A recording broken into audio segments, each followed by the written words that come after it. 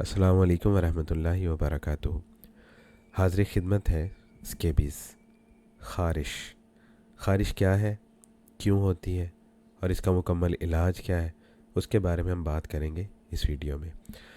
Scabies जो होती है, स्केबीज़ यानी कि ख़ारिश जो होती है, ये एक जल्द की ऐसी कंडीशन है जिसमें जिस्म में बहुत ज़्यादा ख़ारिश होती है। और ख़ारिश जो होती है वो छोटे छोटे से कीड़े होते हैं, माइट जिन्हें कहते हैं, सार्कोप्टिस स्केबी इनका नाम होता है। तो इनकी वजह से जब ये जल्द के अंदर सुराख करते हैं तो जिस्म का जो इम्यून सिस्टम होता है वो उसके ख़िलाफ़ मुदाफ़त करता है और जिस्म में ख़ारिश पैदा हो शुरू हो जाती है। तो इनकी वजह से जिस्म के मुख्तलिफ़ हिस्सों में इन कीड़ों की वजह से ख़ारिश हो सकती है। और ये ख़ारिश जो है ये रात के वक्त ज़्यादा होती है। इसके अलामात में ख़ारिश है जो कि बहुत ज़्यादा होती है रात के टाइम पे। और उसके अलावा छोटे छोटे से इर्रेगुलर किस्म के ट्रैक्स होते हैं, इनके सुराख होते हैं। और जहाँ पे ये कीड़ा जो है जल्द के अंदर सुराख करता है वहाँ पे या तो जल्द थोड़ी सी उभर आती है और या फिर वहाँ पे छोटा सा पानी का बुलबुला सा बन जाता है। ब्लिस्टर जिसे कहते हैं, पानी का भरा हुआ छोटा सा बुलबुला जल्द के ऊपर बन जाता है। और ये जो ट्रैक्स होते हैं इसके, ये जहाँ पे हमारी जिल्द फोल्ड होती है ना, जैसे हमारी कोहनियाँ हैं अंदर वाली साइड से जहाँ से फोल्ड होती हैं, ये हमारे घुटने हैं जहाँ पे ये फोल्ड होते हैं, या उंगलियाँ हैं जहाँ पे फोल्ड होती हैं, इन एरियाज़ में ये ज़्यादा होती है। हमारी उंगलियों के दरमियान में, हमारी बगलों में, हमारी वेस्ट यानी कमर के इर्द गिर्द, और हमारी हथेलियों की अंदर वाली साइड पे, हमारी कोहनियों में, हमारे पैरों की जो तलियां हैं उसके ऊपर, जो छाती है उसके इर्द गिर्द, और जो मर्दाना जो उज़्व होते हैं उनके इर्द गिर्द हो सकती है। आपके बटक्स पे हो सकती है, आपके घुटनों पे हो सकती है, और आपके जो शोल्डर्स हैं उन पे हो सकती है, आपके कंधों पे। बच्चों में ज़्यादातर ये सर को, चेहरे को, गर्दन को, हाथों की हथेलियों को और पैरों की तलियों को ये ज़्यादा ख़राब करती है। अब ये जो कीड़ा होता है, ये मैंने इसकी तस्वीर लगाई है। देखने में ये बहुत बड़ा लग रहा है लेकिन दर हकीकत ये माइक्रोस्कोपिक होता है, माइक्रोस्कोप से ही नज़र आता है, वैसे नज़र नहीं आता। तो ये जो कीड़ा होता है इसकी 8 टांगें होती हैं। और इस कीड़े की जो फीमेल होती है, यानी मेल जो है ना वो स्कैबीज़ नहीं करता, ख़ारिश नहीं करता। जो फ़ीमेल होती है वो ख़ारिश करती है। और फ़ीमेल ख़ारिश क्यों करती है? फ़ीमेल ख़ारिश इसलिए करती है, फ़ीमेल की वजह से ख़ारिश इसलिए होती है क्योंकि इसने अंडे उतारने होते हैं। अंडे उतारने के लिए इसको एक छोटा सा टनल की शक्ल का सुराख चाहिए होता है, या घोंसला जिसे आप कह लें, जैसे परिंदों का घोंसला होता है, उन्होंने वो उसमें बैठ के तो अंडे उतारने होते हैं, वैसे इसको भी एक जगह चाहिए होती है जिसके अंदर ये बैठ के तो ये अंडे उतार सके। तो ये क्या करती है कि ये फ़ीमेल जो होती है, ये जो माइट होती है ना, जो ख़ारिश करती है, इसकी 8 टांगें होती हैं। और ये जल्द के ऊपर एक सुराख करती है, और वो सुराख जो होता है उसको डीप जाती जाती है, थोड़ा सा डीप जाती है, और वहाँ बैठ के ये अंडे उतारती है। इसके जो अंडे हैं ना, ये 3 से 4 दिनों में मैच्योर हो जाते हैं। और फिर उसमें से लार्वे निकल के जल्द के ऊपर आ जाते हैं, और जल्द के मुख्तलिफ़ हिस्सों पे जाके बड़े होके मैच्योर होके उनमें से फिर जो फ़ीमेल होती है वो दोबारा से नए सुराख करती है, और उन सुराखों में बैठ के नए से अंडे देती है। और ये सारा प्रोसेस जो है, इसके दौरान जब भी सुराख होता है जल्द के अंदर, तो ये ख़ारिश स्टार्ट हो जाती है। इसकी वजूहात में फ़िज़िकल कांटेक्ट अगर अगर आपका करीबी है, जैसे हैंड शेक करने से, एक दूसरे से मिलने से, जिस्म एक दूसरे के साथ टच करे, उससे ये जो माइट होता है, कीड़ा जो होता है ना, ये एक इंसान से दूसरे इंसान में शिफ्ट हो जाता है।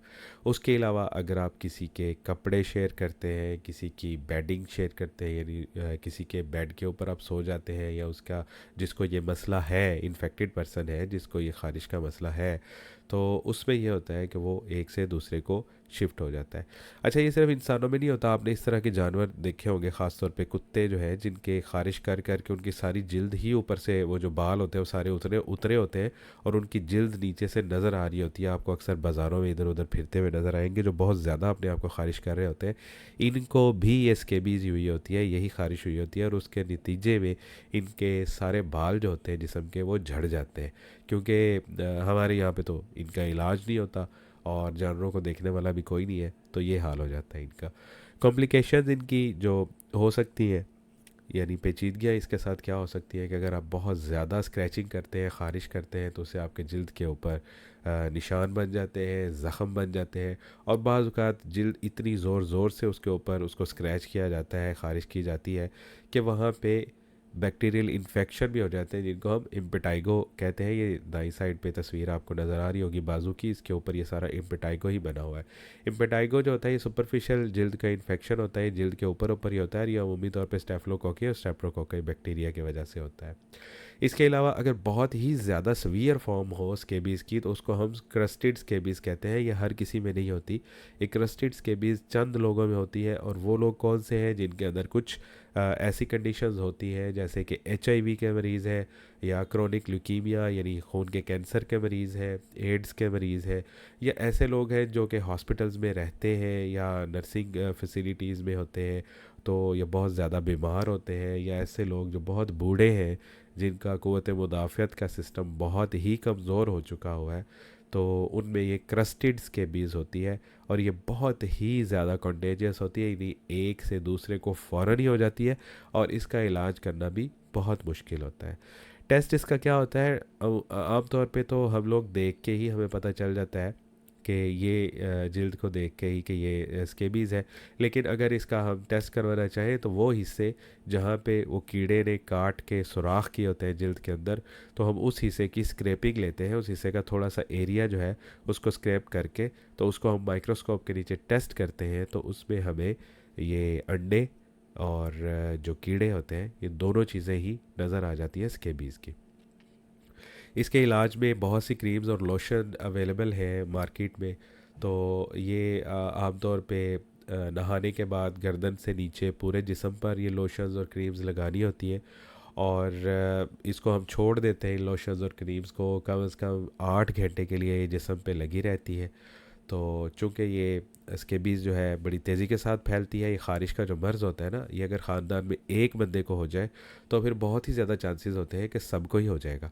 तो इसलिए हम लोगों के पास अगर एक पेशेंट आ जाए स्केबीज़ का, तो हम उसे ये मशवरा देते हैं कि भाई आप अपने सारे करीबी जो कॉन्टैक्ट्स हैं आपके, उनको और अपने सारे घर वालों को स्केबीज़ का आपने उनका इलाज करवाना है। ये क्रीम्स और लोशंस उनको भी यूज़ करवाने हैं, चाहे उनके अंदर स्केबीज़ की अलामात नहीं भी है, चाहे उनको ख़ारिश नहीं भी है, तो भी उनको ये इस्तेमाल करवाएं।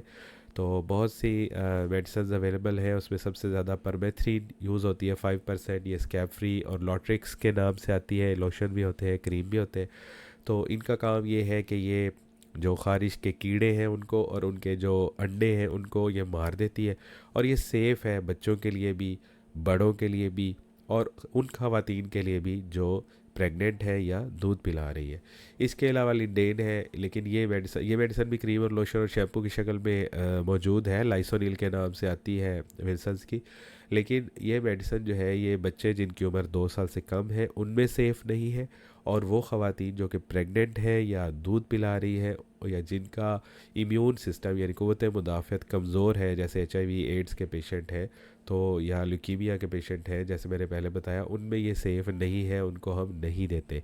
आम इस्तेमाल होने वाली, जो बहुत ही आम इस्तेमाल होती है, वो क्रोटामिटॉन है।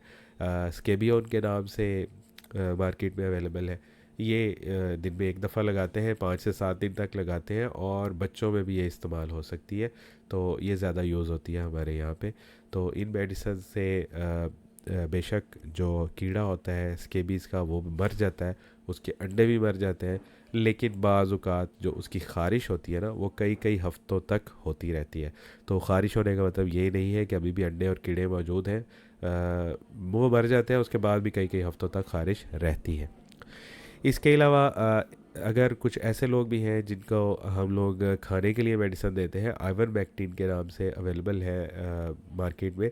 तो ये उन लोगों के लिए यूज़ होती है जिनका इम्यून सिस्टम जो है वो कमज़ोर है, जो कैंसर के मरीज़ हैं, एचआईवी के मरीज़ हैं, उनको हम ये देते हैं। या वो बूढ़े लोग जिनको क्रस्टेड स्केबीज़ हो गई, उन लोगों को हम देते हैं। या वो लोग जिनको लोशंस और क्रीम्स जो है वो बिल्कुल ही फ़ायदा नहीं देती, तो फिर हम उनको आइवरमेक्टिन दे देते हैं। घर में करने वाले जो काम है वो इनसे बचने के लिए भी, और इनसे ये कि दोबारा ना हो जाए, तो उसके लिए भी हमने ये करना होता है कि हमने इसको, जो कीड़ा होता है, इसको फैलने से बचाना होता है। उसके लिए हमने अपने सारे कपड़े, सारी लिनन, इन सब का, जो हमारी सारी बेड शीट्स है, टॉवल्स है, ब्लैंकेट्स है, कंबल है, जो भी है जिनको हम इस्तेमाल करते हैं, जिन चीज़ों को, उनको हमने अच्छी तरह से गर्म और सोपी वाटर के साथ हमने उनको वॉश करना है। और उसके अलावा हमने हाई हीट के साथ उनको ड्राई करना है। और जो चीज़ें हम हाई हीट के साथ ड्राई नहीं कर सकते हैं, जिनको वॉश नहीं कर सकते, तो उनके अंदर ये करना होता है कि उनके अंदर कीड़े को मारने के लिए हम उसको स्टाव करते हैं, यानी भूखा मारते हैं। हम उसको भूखा मारने का क्या तरीका है कि जो चीज़ें हमारे इस्तेमाल में ऐसी हैं जिनको हम धो नहीं सकते या ड्राई क्लीन नहीं कर सकते, उनको हम प्लास्टिक बैग्स में बांध देते हैं। और बांध के उनको हम किसी ऐसी जगह पे रख देते हैं जहाँ पे हमारा आमतौर पे आना जाना नहीं है, ताकि कोई 2 हफ्ते बाद आराम से पड़े रहे। तो ये जो कीड़ा होता है ना इसका, स्केबीज़ का, अगर उसको 1 हफ्ते तक खाने को कुछ ना मिले तो वो वैसे ही मर जाता है। तो हमको 2 हफ्तों के लिए रख देते हैं ताकि ये कीड़ा यहाँ से ख़त्म हो जाए। उम्मीद है आज के लेक्चर से आपको ख़ारिश यानी स्केबीज़ के ऊपर काफ़ी मालूमात मिली होंगी। अगर इससे मुतल्लिका कोई सवाल है आपका, तो आप वो कमेंट बॉक्स में लिख सकते हैं। या आप किसी और टॉपिक पे चाहते हैं कि मैं वीडियो बनाऊँ, तो वो भी आप कमेंट बॉक्स में लिख सकते हैं। अल्लाह ताला आपका हामी नासिर हो। अस्सलाम वालेकुम वरहमतुल्लाहि वबरकातुहू।